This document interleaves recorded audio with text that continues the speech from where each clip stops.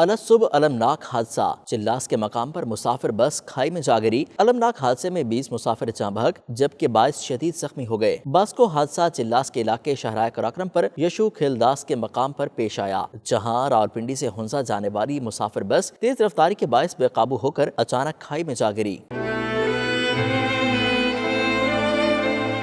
حادثے کی اطلاع ملتے ہی ریسکیو ٹیم موقع پر پہنچ گئی اور زخمی ہونے والوں کو طبی امداد کے لیے اسپتال منتقل کر دیا۔ تاہم پولیس حادثے کی وجہ معلوم کر رہی ہے۔ ترجمان وزیر اعلیٰ گلگت بلتستان فیض اللہ فراق نے بتایا کہ بس کو حادثہ صبح 5 بجے کے قریب یشو کھیلداس کے قریب موڑ کاٹتے ہوئے پیش آیا۔